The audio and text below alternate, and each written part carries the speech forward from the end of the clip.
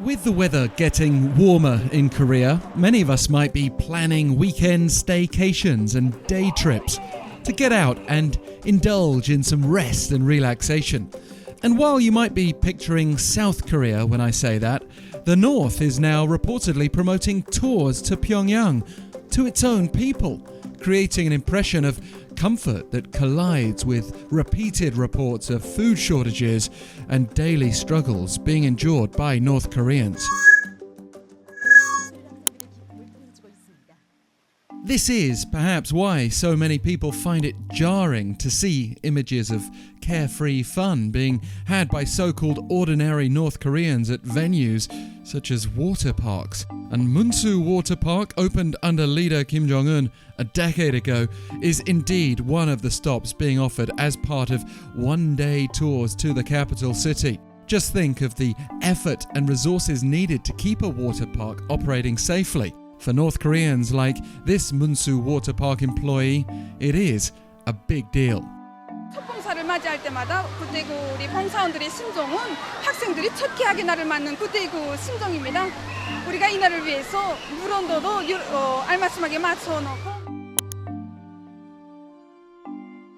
And Munsu Water Park is just one of several stops being offered for day trippers to Pyongyang.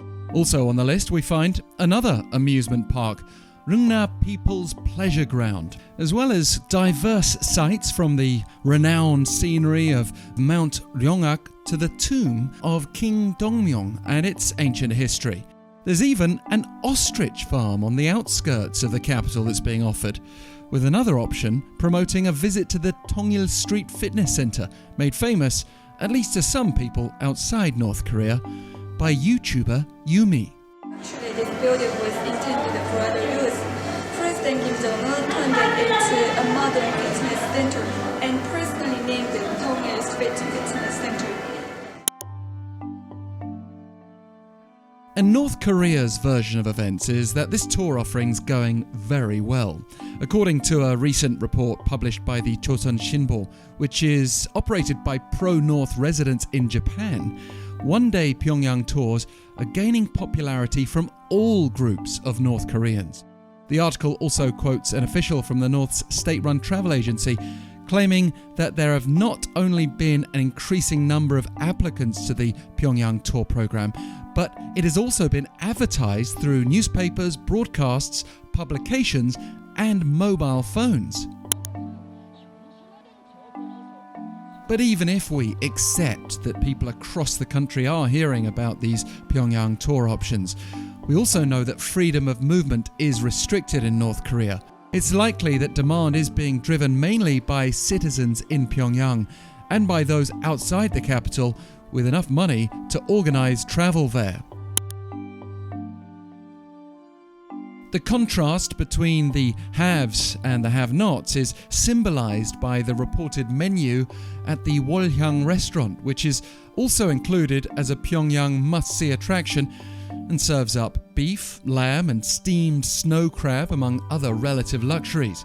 Yet it's widely accepted that millions of North Koreans don't have enough to eat. Sanctions and closed borders during the pandemic made life even tougher for many in the north, where close to half the population was undernourished even before COVID-19 struck, according to the UN Food and Agriculture Organization. And North Korea itself made increasing grain output its number one policy goal among a dozen economic priorities for this year. While this month, state media has been calling on farmers to prepare for the rice planting season in a watertight manner. Yet, tourism itself could be part of the solution. Now, with easing pandemic restrictions, it's expected that North Korea will soon open up again to an influx of foreign visitors and the cash they offer. Reports suggest that could happen less than a month from now, based on what's being offered to travellers in China.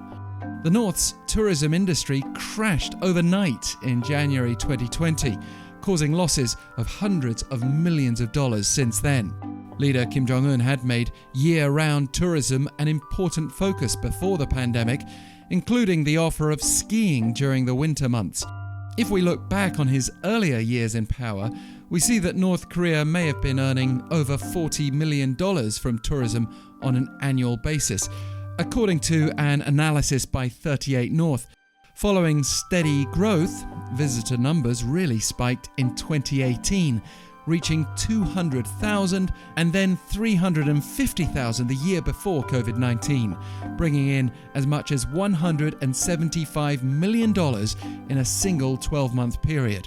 Bear in mind that this was even while the North had capped the number of visitors from China at 1,000 per day. And so we see why North Korea would be highly motivated to reboot its tourism industry.